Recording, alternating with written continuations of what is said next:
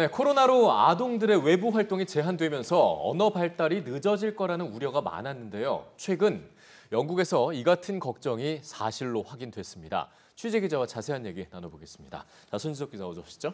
네.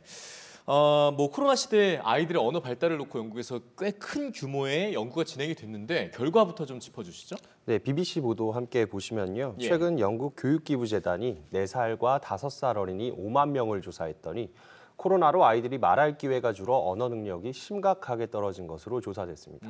조사에 참여한 학부모의 대부분인 96%가 자녀의 발화와 언어 발달이 우려된다고 답했는데요. 또래와 놀이터를 가거나 조부모를 만나는 등 제대로 된 일상생활을 누리지 못했던 것이 원인으로 지적됩니다. 예. 그래서 학부모의 76%는 의사소통에 대한 지원이 더 절실해졌다고 답했습니다. 네. 영국 정부의 대책은요? 네, 우선 연구진은 어린 시기에 언어에 문제를 겪으면 성인이 돼서도 독해에 어려움을 겪을 가능성이 4배나 증가한다고 말했는데요. 4배요. 심지어 실업자가 될 확률은 2배나 증가해 사회적 지위가 떨어질 거라고 우려했습니다. 비키포드 아동가족부 장관은 학령기 초기가 가장 중요한 시기라면서 1,800만 파운드, 우리 돈으로 약 300억가량을 지원하겠다고 강조했습니다. 예. 이 돈은 주로 누필드 초기 언어 개입 학습반이란 프로그램에 쓰이게 되는데요. 발달이 느린 아이들을 대상으로 1:1 언어 교육을 제공하는 프로그램입니다. 우리나라에서 전남에서 이뤄지는 기초학력 전담 교육 정도로 보시면 되는데요. 네. 하지만 아직 한국도 전남을 제외하곤 아이들의 문해력을 돌봐줄 기초학력 전담 교사가 없는데요. 기초학력을 위해 과감하게 투자하는 영국의 모습은 배울 점이 있는 것 같습니다. 그렇습니다. 우리도 머물러 있어서는 안 될 것 같고요. 자, 다음 소식은 안타깝네요. 미국의 인종 문제인데 이번엔 인종학 교육을 두고 논란이에요. 예, 그렇습니다. 흔히들 미국을 인종의 용광로 혹은 샐러드 보울이라고 부를 정도로 다인종 국가잖아요. 네. 그래서 인종에 대한 차이와 역사를 어떻게 가르칠지가 항상 고민이었는데요.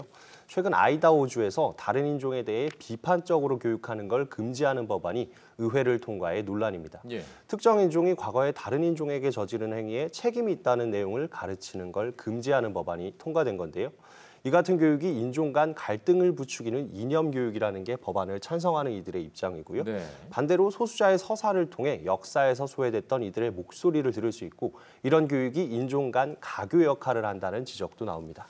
그런데 지금 문제는 이게 아이다호 주만의 문제는 아닐 거라는 겁니다. 각 주마다 지금 정치적 성향에 따라서 교육 자체도 좀 바뀌고 있지 않습니까? 예, 거칠게 말하면 그런데요. 지지하는 정당에 따라 주마다 인종교육에 대한 온도가 조금 다릅니다. 예. 대표적으로 트럼프 대통령은 오랫동안 비판적 인종학을 분열을 야기하는 프로파간다라고 비난했고요. 네. 공교롭게도 아이다호 같은 경우엔 지난 대선 선거인단이 트럼프 대통령을 선택한 지역입니다.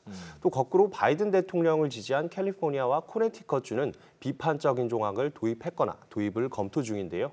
캘리포니아의 인종학 교과서 초안에는 소수자 그룹이 사회에 기여한 바를 확인함으로써 미국 역사를 다양하게 바라볼 수 있다 이렇게 돼 있고요. 네. 코네티컷은 흑인뿐만 아니라 라틴계의 역사까지 교과 과정에 포함시킬 것을 추진하고 있습니다. 인종학을 둘러싼 갈등이 미국 전역에서 끊이지 않고 있는 만큼 소수자의 역사를 얼만큼 또 어떻게 다뤄야 할지를 계속 지켜봐야겠습니다. 네, 알겠습니다.